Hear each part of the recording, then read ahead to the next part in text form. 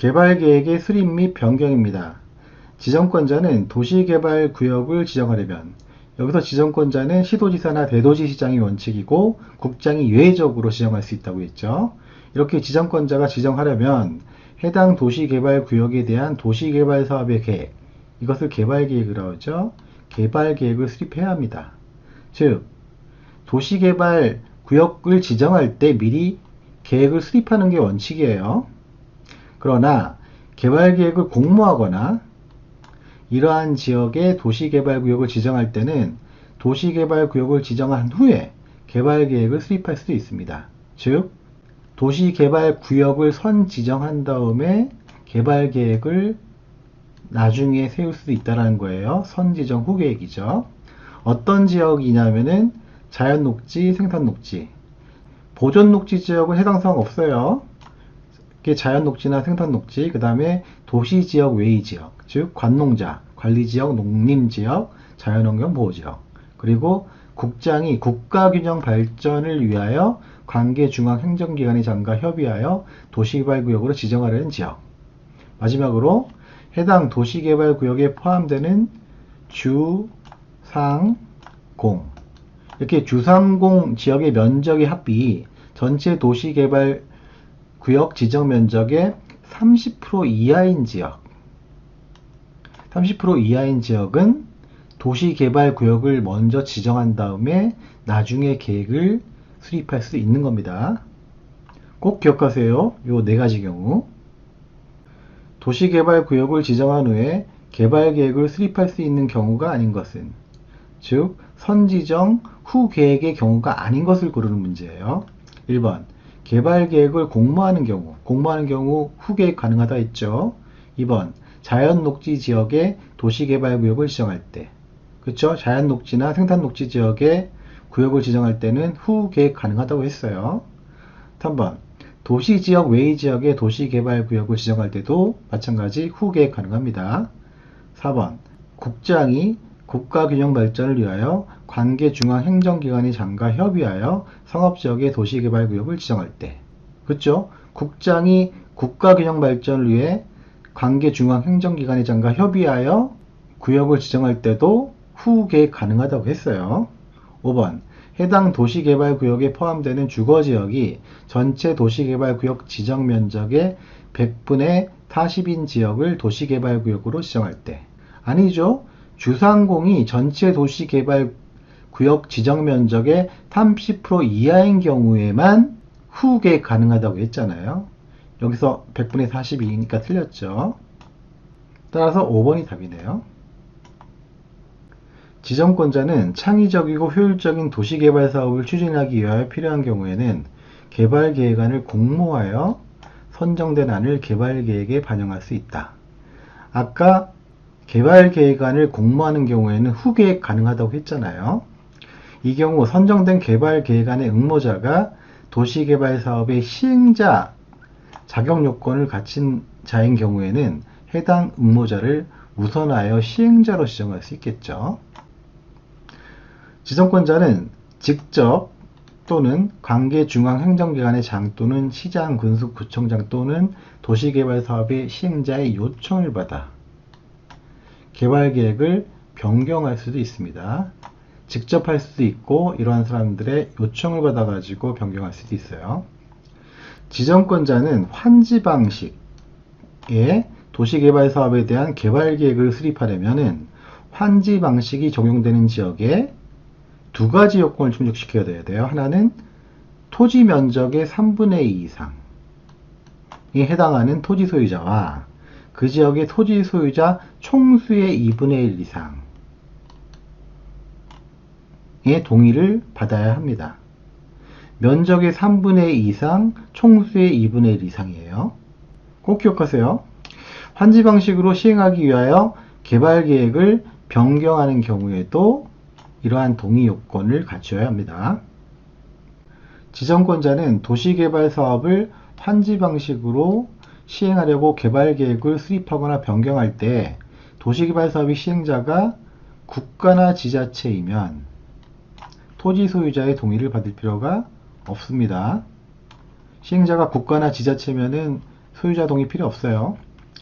지정권자가 도시개발사업의 전부를 환지 방식으로 시행하려고 개발계획을 수립하거나 변경할 때 도시개발사업의 시행자가 조합에 해당하는 경우로서 두 가지 전제가 있죠. 전부 환지 방식이고 시행자가 조합인 경우, 이 경우에 조합이 성립된 후 총회에서 도시개발구역의 토지 면적의 3분의 2 이상,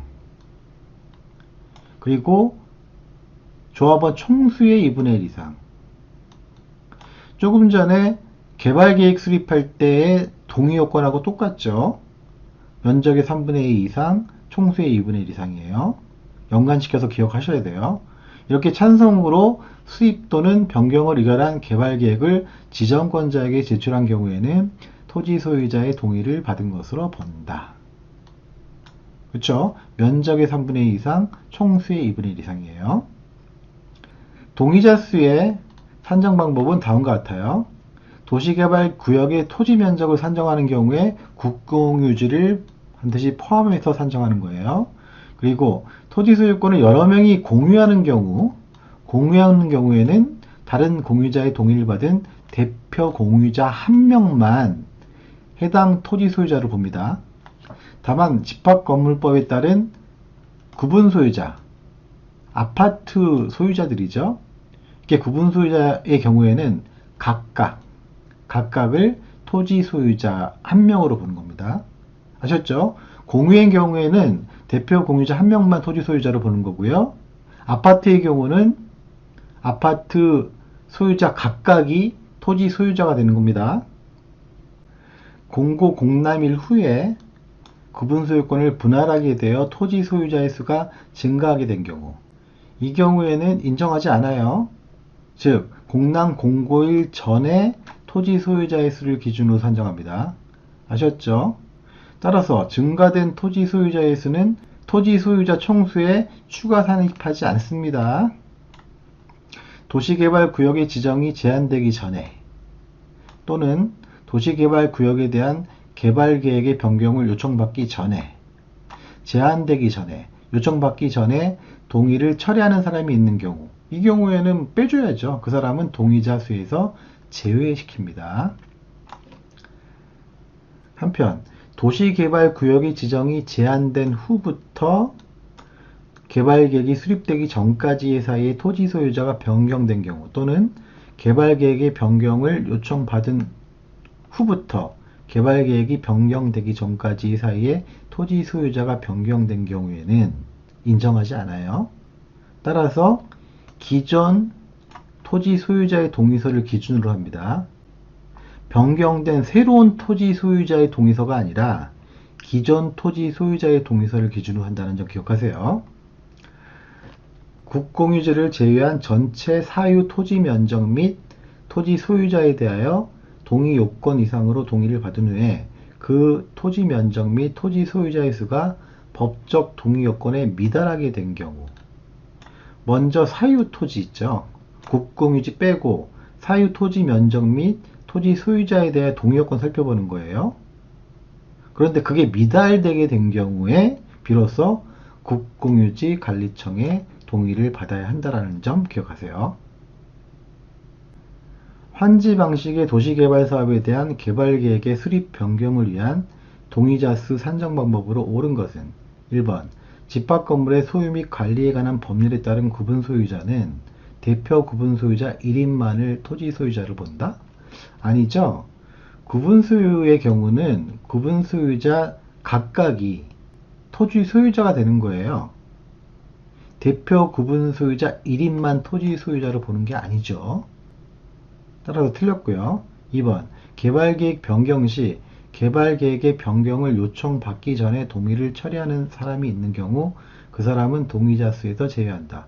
그쵸? 요청받기 전에 철회했으니까 인정해줘야죠.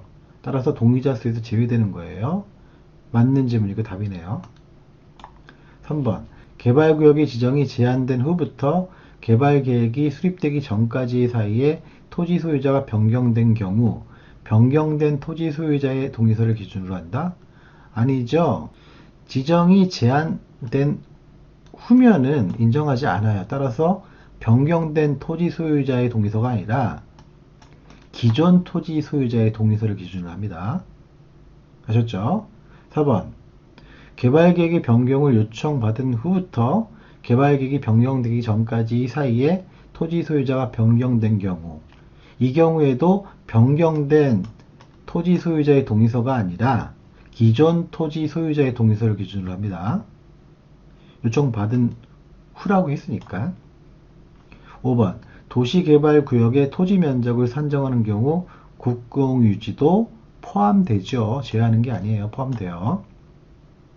도시개발구역의 지정에 관한 설명으로 옳은 것은 1번. 대도시시장은 직접 도시개발구역을 지정할 수 없고 도지사에게 그 지정을 요청하여야 한다. 아니죠. 도시개발구역의 지정권자는 원칙적으로 시도지사 또는 대도시시장이잖아요. 따라서 대도시시장도 직접 도시개발구역을 지정할 수 있습니다. 없다고 했으니까 틀렸죠. 2번. 도시개발 사업이 필요하다고 인정되는 지역이 둘 이상의 도의 행정구역에 걸치는 경우에는 해당 면적이 더 넓은 행정구역의 도지사가 도시개발구역을 지정하여야 한다. 아니죠. 이 경우에는 면적이 더 넓은 행정구역의 도지사가 지정하는 것이 아니라 관련 도지사들이 협의하여 지정할 자를 정하는 겁니다. 그래서 틀렸죠. 3번. 천재지변으로 인하여 도시개발 사업을 긴급하게 할 필요가 있는 경우 국장이 도시개발구역을 지정할 수 있다. 그쵸? 국장은 예외적으로 도시개발구역을 지정할 수 있는데 그 지정할 수 있는 예외적인 경우 중에 하나잖아요. 천재지변. 따라서 3번이 맞는 지문이고 답이에요. 4번. 도시개발구역의 총면적이 1만 제곱미터 미만인 경우 둘 이상의 사업시행지구로 분할하여 지정할 수 있다. 아니죠. 분할하여 지정할 수는 있지만은 분할한 다음에도 각각이 1만 제곱미터 이상이어야 되니까 원래 면적이 1만 제곱미터 미만인 경우에는 분할하면은 무조건 1만 제곱미터 미만이잖아요. 따라서 이 경우에는 분할하여 지정할 수 없죠. 5번. 자연녹지지역에서 도시개발구역을 지정한 이후 도시개발 사업의 계획을 수립하는 것은 허용되지 아니한다. 아니죠. 자연녹지지역이나 생산녹지지역에서는 선지정 후 계획이 가능하다고 했잖아요. 따라서 허용되지 않는다고 했기 때문에 틀린 지문입니다.